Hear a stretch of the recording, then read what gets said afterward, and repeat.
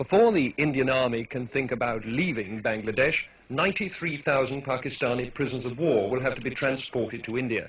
25,000 of them are here in the Dhaka cantonment getting ready to leave, guarded from possible Bengali vengeance by the men with whom less than a fortnight ago they were at war. The Indian Army's Chief of Staff, General Sam Manekshaw, who's been paying a two-day visit to his troops in Dhaka, says that at the moment some 3,000 prisoners of war a day are being taken out of the country. He hoped that by the beginning of next month the daily average would be 10,000 and that in any case by the 15th of January all of them would be in Indian prisoner of war camps. By that date too, the General said, he would have reduced Indian armed forces here by 25,000. But they still can't all go home.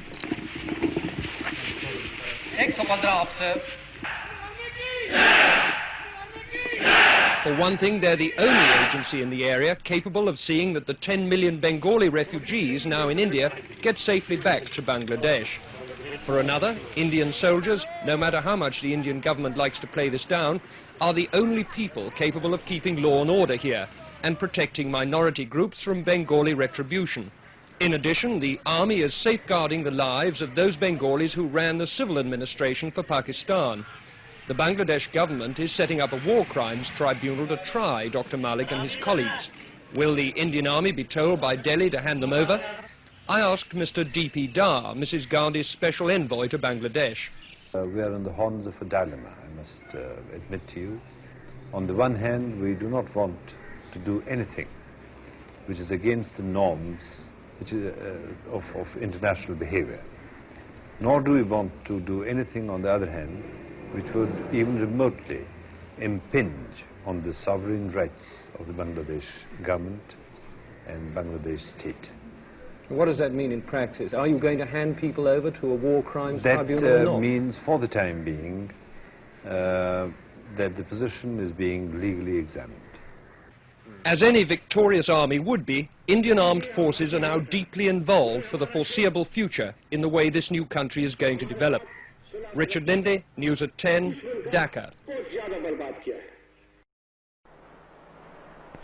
The train is on its way to the river port of Naranganj, a dozen miles away. The operation began long before dawn. At the cantonment siding, Brigadier H.S. Clare supervised the loading of the train. Like all Indian commanders, he'll be glad when these POWs have all been safely moved across the border. Here they're a potentially dangerous cause of friction with the local population.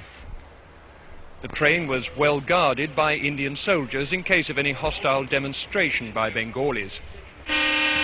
What's the attitude of these people on this train? Are they glad to go or what? No, they're happy to get away from here.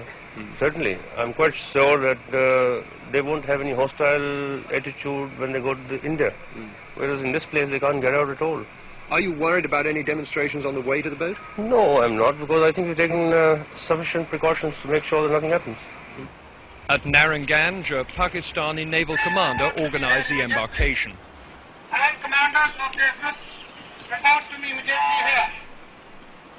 Apart from their military kit, the men took nothing with them but food and cooking equipment. The railway line ran right onto the dockside, sparing them the humiliation of a jeering Bengali crowd. Even so, a small group on the roof of a harbour building broke into jubilant shouts as the prisoners trudged down the quayside. At every step there were Indian soldiers to protect them had it proved necessary. Bengalis are not best pleased to see their enemies go home apparently scot-free. But there's a long way to go before these men can expect repatriation. First, the 36-hour boat trip through the river system to Khulna, then a long journey across the border into West Bengal by train and on to the prisoner of war camps on the Ranchi Plateau in Bihar. With the men go their families and the civilian employees of the Pakistan Army.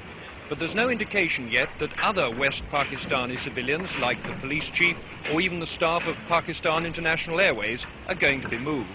For the moment, the emphasis is on getting the soldiers out before their presence here causes trouble. And because many are still being brought into Dhaka from outlying areas, there are now 33,000 people to be shipped down the river. For those Bengalis cheering on the roof there, it's another day to savour the sweet taste of victory. For these prisoners of war, the bitterness of defeat. What lies ahead of these men is nothing but a tedious journey and the boredom of prison camp routine. But at least now they've begun that long journey home. Richard Lindley, News at 10, Narrandganj.